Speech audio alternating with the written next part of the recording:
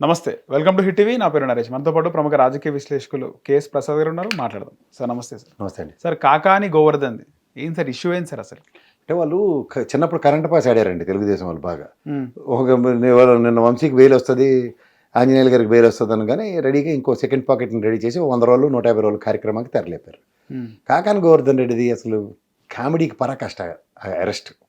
ఇక్కడ మన సోమిరెడ్డికి కడుపు మంట ఉంది ఆయన మీద, ఎవరెవరిని అరెస్ట్ చేసేయాలని దాని ఆతృతలో అరెస్ట్ చేసిన ఉదంతం. ఎందుకంటే అక్కడ క్వాడ్జ్ ఏదైతే జరిగిందో 63 టన్నులు ఎంతో చెప్పి 700 కోట్లు 800 కోట్లు లెక్క చెప్పారు చెన్నై వేదిక. కానీ అసలు ఈడ్చి కొడితే క్వాడ్జ్ రేట్ అక్కడ 20 లక్షలు కూడా లేదు. ఏదో అందులో ఇంకా కామెడీ పరాకాష్ ఏంటంటే A1 A2లకి బెయిల్ వచ్చింది, ఇంకో అతనికి అయితే యాంటిసిపేటరీ బెయిల్లో ఉన్నాడు అతను. ఇతను A7 గానే ఎంతో ఉన్నాడు ఇతనికి బెయిల్ రాకుండా చేయడానికి చేస్తున్న ఒక దాష్టికం. దానికి ఏం చేశారంటే SC/ST అట్రాసిటీ కేసు ఇట్టారు. అది కూడా ఇంకా కామెడీ ఏంటంటే ఈ గనుల శాఖ ఒక క్లియర్ కట్ రిపోర్ట్ ఇచ్చింది. దాంట్లో అక్కడ వీళ్ళు ఏదైతే బ్లేమ్ చేస్తున్నారో రుస్తుం అన్న దాని మీద ఏదో ట్రాన్సాక్షన్స్ జరిగాయి, అక్కడ ఆ ల్యాండ్లో మైనింగ్ జరగలే. వీళ్ళు చెప్తున్న క్వాడ్జ్ అక్కడ అంత రేట్ లేదు. హైలైట్ ఏంటంటే ఆ మైనింగ్ డిపార్ట్మెంట్ ఇచ్చిన రిపోర్ట్ ప్రకారం ఏ ల్యాండ్ అయితే క్లెయిమ్ చేస్తున్నారో అక్కడ మైనింగే జరిగినప్పుడు ఏ ప్రాతిపదిక కేసు కట్టారు? క్రెడెన్షియల్స్ కోర్టులో కనుక ప్రొడ్యూస్ చేస్తే A1 A2లకి ఏమి కాకుండా బెయిల్ వచ్చిన వాళ్ళు, యాంటిసిపేటరీ బెయిల్లో ఉన్న వాళ్ళకి A7 వాడికి బెయిల్ ఎందుకు రాదు? అందుకని దాన్ని తెకమక చేయడానికి అట్రాసిటీ కేసు ఇట్టారు. సో దీని ఎన్నాళ్ళు మహా అయితే 100 రోజులు 150 రోజులు. నందిగాం సురేష్ది, ఇప్పుడు వంశీది, వీళ్ళందరూ చూసాం కదా. ఇది నడుస్తుంటుంది అంతే. ఓకే, దాంట్లో అవుట్కమ్ ఏమైనా డెరైవ్ అవుతారు. న్యాయస్థానాలు మొహం మీద ప్యానెల్ వెళ్తున్నాయి. అసలు సర్టన్ ఎస్టాబ్లిష్మెంట్స్ అయిన తర్వాత దాన్ని బేస్ చేసుకొని కేసు కడతారు. ఫ్రాడ్ జరిగిందనో ఏదైనా. ఆల్రెడీ లిక్కర్ స్కామ్ చూస్తున్నాం, ఆల్రెడీ ఇది కూడా చూస్తున్నాం. ఇందులో ఏమైనా అవుట్కమ్ డెరైవ్ అయ్యి ఇంత revenue loss to the respect to state మైనింగ్కి వచ్చింది అనేది ఎస్టాబ్లిష్ చేస్తే కేసు కట్టొచ్చు. అన్ని వీళ్ళకి అక్రమే. మరి మైనింగ్ చేసినోడు ఎవడైనా క్వాడ్జిదేవో ఎక్స్పోర్ట్ చేయకుండా ఎవడైనా ఇంట్లో కూర్చొని కుప్పలెట్టుకోవడానికి కూర్చుంటాడు ఎవడైనా? మైనింగ్ ఎక్కడ జరిగిందో అవి కేసు పెట్టు. దాంట్లో ఏమైనా ఫైనాన్షియల్ ఫ్రాడ్స్ జరిగాయా, GST వైలేషన్స్ జరిగాయా, ఇట్లన్నీ చెప్తే ఎవరికైనా అర్థం అవుతుంది. అవి ఏవీ కాకుండా గుడ్డ చేయలే పడి ఎద్దిరిందంటే దూరగట్టి అంతే. వాడికి వేస్తే వీడికి బయటకు వచ్చేస్తున్నాడు, ఇంకోటి రెడీ చేసి లావుటేసి వైఎస్ఆర్సీపీ వాడు. ఇదే కాన్సెప్ట్ నడుస్తుంది. ఓకే, అంతే. దానికి ఇంకా ఏమైనా సొల్యూషను, ప్రాబ్లం ఎక్స్పాన్షన్స్ ఇలాంటివి ఉండవు. వాళ్ళు అనుకుంది అరెస్ట్ చేయాలి. ఎవరు ఒక రెడ్ బుక్లో రాసేసుకున్నారు కొంతమంది పేర్లు గబగబ అని. వాళ్ళ ప్రకారం దొరికినట్టు అరెస్ట్ చేయాలి. సంవత్సరం పాలన ఏం చేశారు బాబు అంటే అది మాత్రం మాట్లాడరు. సంవత్సరం పాలనకి చెట్టుకు వదిలేసి పాలనంతా అరెస్టులు దాని ఆవశ్యకత. కోర్టు భయంకరంగా ఇది కట్టు పేస్ట్ కేసే కదా ఇది. పైపచ్చి దీని ఆర్గ్యుమెంట్స్తో దీని క్రెడెన్షియల్స్ ఏవి, కేసు కట్టే ముందు ఏం చేయాలో తెలియదు. నేను CS ఆంజనేయులు గారిది ఏమైందో తెలుసు కదా. న్యాయస్థానం మేము ఏం చేస్తుంది, కండిషన్ బెయిల్ ఇస్తుంది. ఉదాహరణకి ఏం చెప్తుంది దాంట్లో, మీరు జర్నలిస్టే కదా, ఈ కేసుకి సంబంధించిన వ్యక్తుల్ని ప్రభావితం చేయకూడదు ఇలాంటివన్నీ చెప్తాడు. ఈ ఆర్గ్యుమెంట్ చెప్పేస్తాడు. ఏమని బయటకు వస్తే ప్రభావితం చేస్తారండి. మా పనులు నువ్వు చేయబాకు, నీ పని నువ్వు చేయని చెప్పింది కోర్టు. వంశీది అంతే. హెల్త్ హజార్డస్ ఉన్నప్పుడు హెల్త్ కేసులో ట్రీట్మెంట్ ఇప్పించకుండా కోర్టులు జైళ్ళు తిప్పుతూ PT వారెంట్లు అంటే ఏ కేసు అయితే బెటర్? అది ఎవరి టర్ము? తెలుగుదేశం ఆయనలో ఇళ్ల పట్టాల మీద అవకతవకలు అంటే అప్పుడు ప్రభుత్వం ఏం చేస్తుంది? ఇది కామెడీగా లేదు. ఇది తీసుకొచ్చి వాళ్ళు నెత్తికి పెట్టరు ఆ కేసు. PT వారెంట్లు ఇచ్చి తిప్పుతున్నారు. చూసింది కోర్టు. మొన్న వచ్చాడు, ఇవాళ వచ్చాడు, రేపు వచ్చాడు, ఇదే పంచాయతీ నడుస్తుంటే ఇంత గడ్డెట్టి బెయిల్ ఇచ్చింది రాత్రి. వంశీ ఏంటి సార్ మొత్తం అట్లా అయిపోయాడు?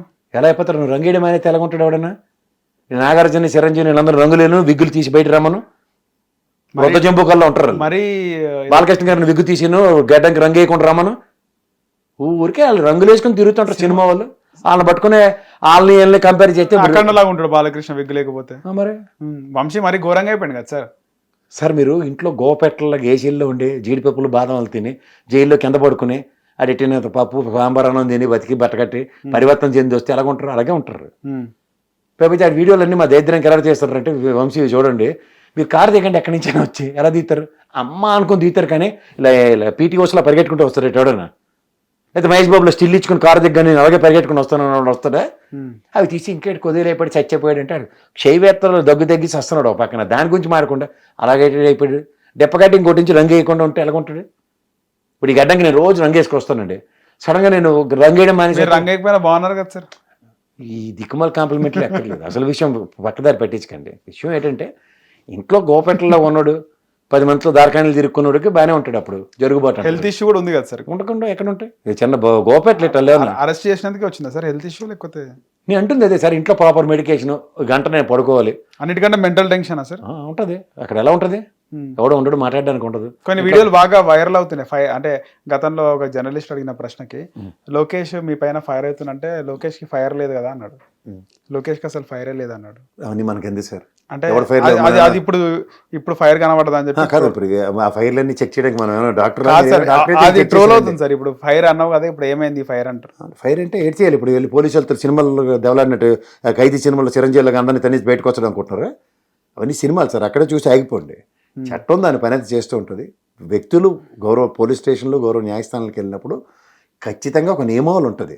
ఇలా దారికాయన ఇలా 4 గుండీలు ఇప్పి ఇలా కాలు రగరేసి కొడాలని రేపు పొద్దున అరెస్ట్ చేసిన తర్వాత కోర్టుకు అలా వెళ్ళమని చూద్దాం. ఇప్పుడు గుండీలు లేకుండా ఉంటాడు ఆయన, వెళ్ళమనండి, అవుతుందా? నేను లా చదివిన చెప్తాను. పరిస్థితి ఏంటి సార్? ఏమో ఉర్రం ఎగరవచ్చు, వాళ్ళైతే వదలరు. ఎవరు? రెడ్ బుక్ ప్రకారం. అదైతే వాస్తవం. సేమ్ గత వైసీపీ ప్రభుత్వంలో జరిగిన ఇవన్నీ టీడీపీ హయాంలో ఇప్పుడు జరుగుతున్నాయి అంటారా?